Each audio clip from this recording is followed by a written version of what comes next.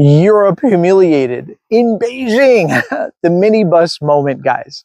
Something is shifting right now. You can feel it. A continent that once lectured the world on morality and power just got squeezed into the back of a Chinese minibus. And that single ride may go down as the moment the European Union stopped being the driver of history and became just another passenger. This story is interesting, guys. Let's dive in.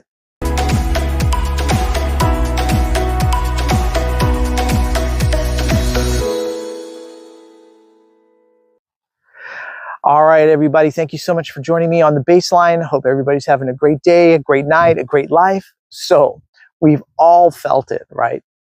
We've all felt it. Expecting respect and getting treated like an afterthought. It's happened to all of us. Maybe it's being shoved into the middle seat of a long flight. Maybe it's showing up for a date only to be seated right next to the bathroom. But imagine that happening not to you, but to the entire European Union.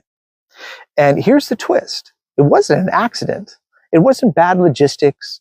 It was deliberate, because the message Beijing sent that day was very simple. Europe doesn't drive this bus anymore. And if you're here, you're not just watching global news. You're watching how the balance of power shifts in real time. So let's unpack what actually went down in Beijing, because this wasn't just a diplomatic awkwardness. This was a carefully staged humiliation. So this isn't just about von der Leyen's pride.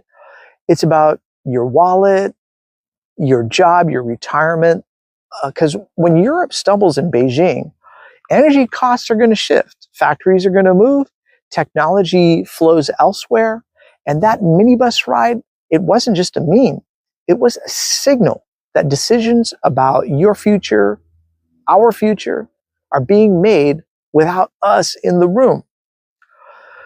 So let's reset for a moment. Take a breath, and I need you to picture this, right? Europe's leaders arrive in Beijing expecting red carpets, brass bands, maybe even a military parade. God, no more of those. But instead, they got loaded into a Kinglong minibus, the diplomatic equivalent of Beijing budget tours. And here's the nutty thing, right? German CEOs, they get to roll up separately in gleaming black Audis with chauffeurs. Now, that's not transportation. That's symbolism. It's like showing up to prom in a rented tux while your date drives off in a limo with somebody else. Just terrible stuff. Now, inside the summit, Europe tried to play tough. They delivered a 3-point ultimatum: cut ties with Russia, open Chinese markets to European competition, align with Western human rights standards. Bold? Maybe. But to Beijing, it was arrogance dressed up as diplomacy. Because here's the hypocrisy. Europe preaches free trade while subsidizing its industries. It invokes human rights while signing energy deals with countries like Qatar and Saudi Arabia. And it demands alignment while fighting its own crises at home. Now, walking into Beijing with those demands is like the captain of the Titanic lecturing other ships about navigation. It starts to sound hypocritical at best. And honestly, the minibus image was too good, right?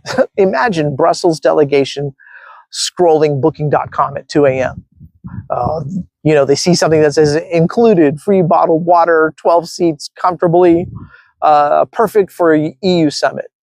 And someone in that moment thought, do minibuses count as official state vehicles? So it's also interesting, right? But Xi Jinping, he didn't shout.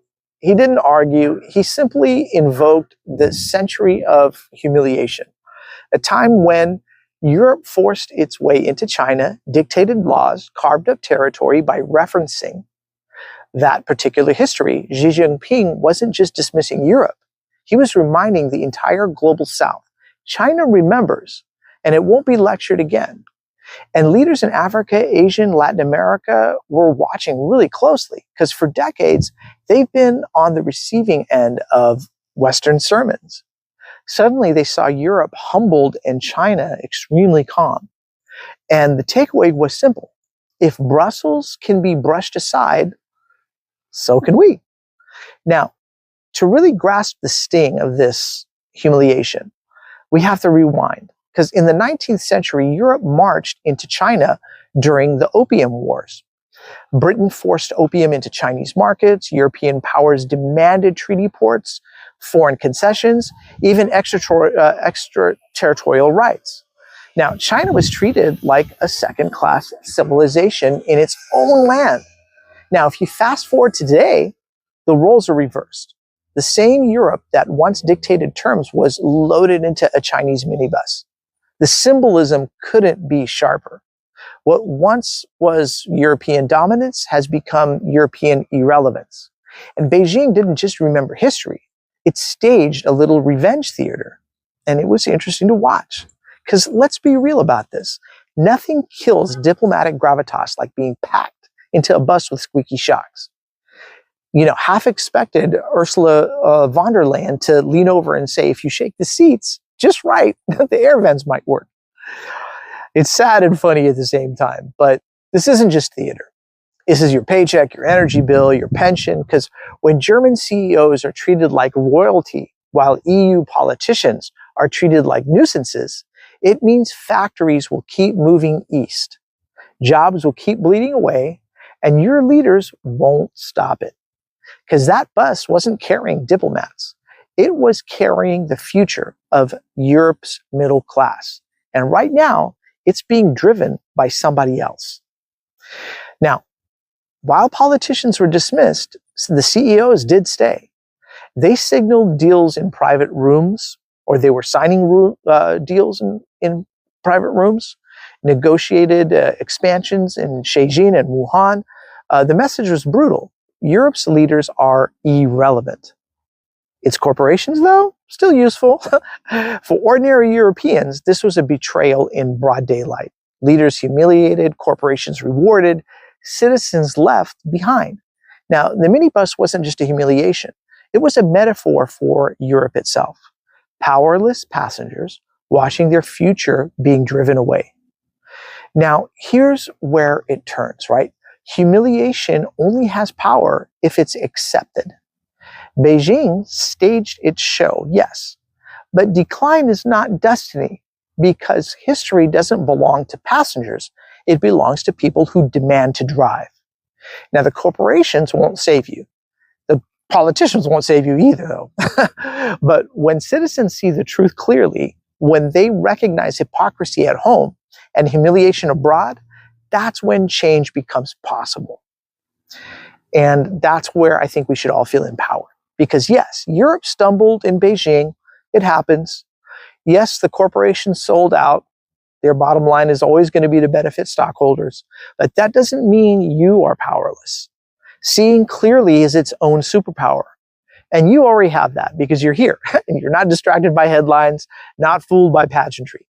And let me tell you guys this. 90% of people will miss this moment. They scroll past the bus photo, laugh, and move on. But you, I, us, this signal, we understand this signal. You see the world shifting. And because you see it, you are already ahead of the game. The world is multipolar now.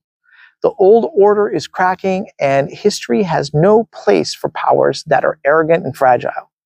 So the question isn't whether Europe is falling. The question is, who will rise?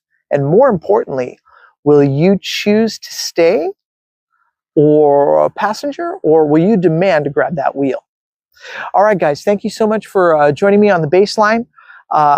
And please leave a comment in the section below. I read all of them. Let me know if I have this right, if I have this wrong. I'm very, very curious to hear your guys' opinion on all of this. Thank you again so much for watching the baseline. Cheers, everybody.